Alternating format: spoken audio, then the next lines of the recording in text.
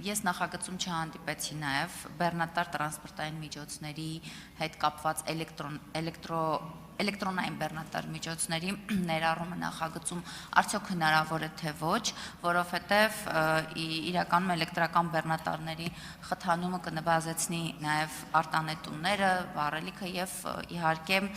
տեղական բիզնեսի մրցունակությունը։ Հիմա պատրաստ ենք արդյոք կառավարությունում այս փոփոխությունը անել եւ ներառել էլեկտրական բեռնատարները։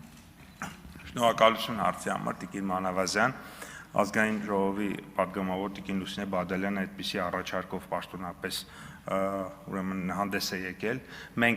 Ես ընդունել եմ այդ առաջարկը հանձնաժողովի քննարկման ժամանակ եւ պայմանավորվել ենք, որ առաջինից երկրորդ ընթերցման ընթացքում ֆորմալ կընդունենք եւ երկրորդ ընթերցմանը արդեն այդ կոդերը եւս ներառված կներկայացնենք ձեր դատին։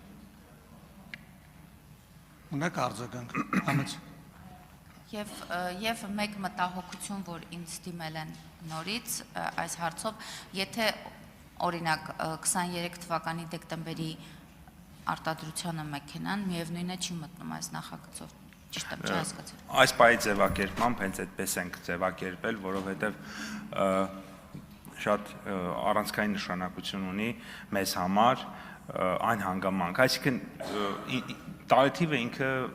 կարելի է, չգիտեմ, քննարկել, բայց շատ կարևոր նշանակություն ունի այն հանգամանքը, որ մեր երկիրը չդառնա այնպիսի մի միջավայր, որտեղ 3 տարի հետո այդ մեքենաների մարտկոցները չիմանանք ինչ անենք։ Իսկ նախորդ կարգավորումներով ցավոք սրտի վիճակագրությունը մեզ ցույց է տվել, որ շատ են գալիս օրինակ 17, 18, 19 թվականների մեքենաներ, որոնք 2, 3, 4 տարի հետո ամենայն հավանականությամբ, այսինքն գործարանը ասում է, որ 10 տարի օրինակ հետո ինքը կարող է արդեն այդ խնդիրը ունենալ։ Հիմա եթե 8 անցել է, գործարանն էլ ասում է 2 տարի հետո այդ խնդիրը կարող է ունենալ։ Ես կարծում եմ, որ այդպիսի մեքենաներ, որոնք որ 2 կամ 3 տարի հետո կարող են այդպիսի խնդիր ունենալ, մենք նպատակադրումը դրա այդքան էլ լավ չի, եթե մենք ազատում ենք ավելացված արժեքի հարկից այդ մեքենաների, սա մեկ, եւ կարճ ուղղակի ամփոփեմ, այդ ա եղել պատճառը եւ հետո մենք դա չգիտենք, չէ, ինչ անենք, որտեղ պետք է օգտագործենք, այսինքն մենք հիմա նաեւ մտածում ենք այդ ուղղությամբ վերամշակող գործարաններ եւ այլն, այդ հարցը դեռ կա։